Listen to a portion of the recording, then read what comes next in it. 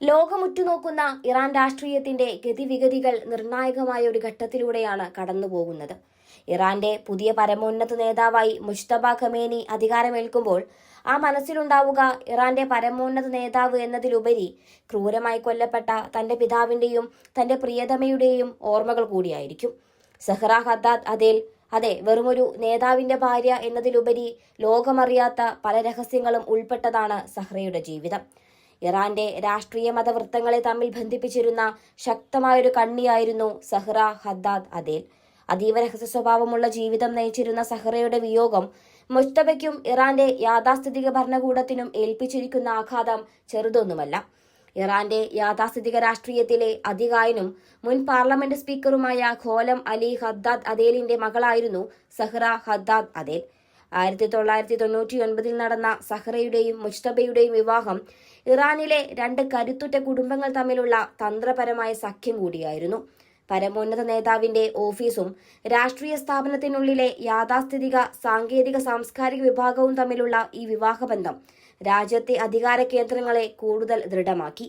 ഖോലം അലി ഹദ്ദാദ് അദേലിന്റെയും തയ്യിബെ മഹ്റൂസാദിയുടെയും 4 മക്കളിൽ ഒരാളായിരുന്നു സഹ്റ. ഇവർക്ക് 3 പെൺമക്കളും ഒരു മകനുമാണുള്ളത്.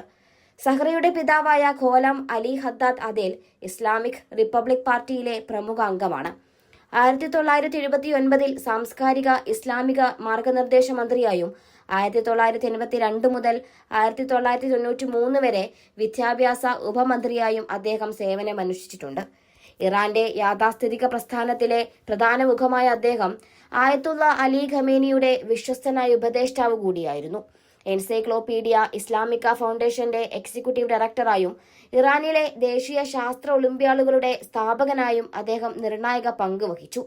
ഇത്രയേറെ സ്വാധീനമുള്ള ഒരു കുടുംബ പശ്ചാത്തലം ഉണ്ടായിട്ടും സഹ്റ ഹദ്ദാദ് അദേൽ എല്ലായ്പ്പോഴും തിരശ്ശീലയ്ക്കു പിന്നിൽ നിൽക്കാനാണ് ആഗ്രഹിച്ചത്. ഇറാനിലെ വൈദിക നേതൃത്വത്തിലെ കുടുംബങ്ങൾ സാധാരണയായി സ്വകാര്യ ജീവിതം അതീവ രഹസ്യമായി സൂക്ഷിക്കാറുള്ളത് പോലെ തന്നെ സഹ്റയും മാധ്യമങ്ങളിൽ നിന്ന് അകന്നുനിന്നു. മുജ്തബ ഖമേനിക്കും സഹ്റയ്ക്കും 3 കുട്ടികൾ ഉണ്ടായിരുന്നുവെങ്കിലും അവരെക്കുറിച്ചുള്ള വിവരങ്ങൾ ഇന്നും ലോകത്തിന് അജ്ഞാതമാണ്. സഹ്റയുടെ ജീവിതം പൊതുശ്രദ്ധയിൽ നിന്ന് അകന്നു നിന്നുവെങ്കിലും രാജ്യത്തെ രാഷ്ട്രീയവും മതപരവുമായ ഉന്നതരുടെ ഉൾവൃത്തങ്ങളിൽ അവർക്ക് വലിയ സ്വാധീനമുണ്ടായിരുന്നു. രാജ്യത്തെ ഏറ്റവും ശക്തമായ 2 യാഥാസ്ഥിതിക കുടുംബങ്ങളെ തമ്മിൽ ബന്ധിപ്പിക്കാൻ സഹ്റയുടെ സാന്നിധ്യത്തിന് കഴിഞ്ഞു. 3 പതിറ്റാണ്ടിലേറെയായി ഇറാന്റെ പരമോന്നത നേതാവായി സേവനമനുഷ്ഠിച്ച അലി ഖമേനിയുടെ തണലിലാണ് മുജ്തബ വളർന്നത്. ഔദ്യോഗികമായി തന്നെ വലിയ പദവികൾ വഹിച്ചിട്ടില്ലെങ്കിലും മുതിർന്ന പുരോഹിതന്മാരുമായും സൈനിക ഉദ്യോഗസ്ഥരുമായും അടുത്ത ബന്ധം പുലർത്തുന്ന സ്വാധീനമുള്ള വ്യക്തിയായി മുജ്തബ മാറിയിരുന്നു. ഇപ്പോൾ സഹ്റയുടെ വിയോഗം അദ്ദേഹത്തിന്റെ വ്യക്തിപരമായ ജീവിതത്തിൽ വലിയൊരു വിടവ് സൃഷ്ടിച്ചിരിക്കുകയാണ്. ഇസ്രയേൽ ആക്രമണങ്ങൾ ഇറാന്റെ അധികാര കേന്ദ്രങ്ങളിലേക്ക് ആഴ്ന്നിറങ്ങുമ്പോൾ സഹ്റയുടെ മരണം ഇറാൻ നൽകാൻ പോകുന്ന പ്രത്യാക്രമണങ്ങളുടെ വീര്യം കൂട്ടുമോ എന്നാണ് ലോകം ഉറ്റുനോക്കുന്നത്. നിശബ്ദയെങ്കിലും കരുത്തുറ്റ ഒരു സാന്നിധ്യമായിരുന്ന സഹ്റ ഹദ്ദാദ് 2 പ്രബല കുടുംബങ്ങളെ ഏകോപിപ്പിക്കുന്നതിൽ വഹിച്ച പങ്ക് വിസ്മരിക്കാനാവില്ല. സ്ഫോടനങ്ങളും യുദ്ധഭീഷണികളും വിറപ്പിക്കുന്ന മിഡിൽ ഈസ്റ്റിൽ ഈ വിയോഗം വരും ദിവസങ്ങളിൽ എങ്ങനെയുള്ള രാഷ്ട്രീയ നീക്കങ്ങൾക്ക് വഴിവെക്കുമെന്ന് നമുക്ക് കാത്തിരുന്നു കാണാം. യുദ്ധത്തിന്റെ കരിനിഴലിൽ ഒരു കുടുംബം തകരുമ്പോൾ അത് ഒരു രാജ്യത്തിന്റെ തന്നെ വിധിയെ ഒരുപക്ഷെ മാറ്റിമറിച്ചേക്കാം.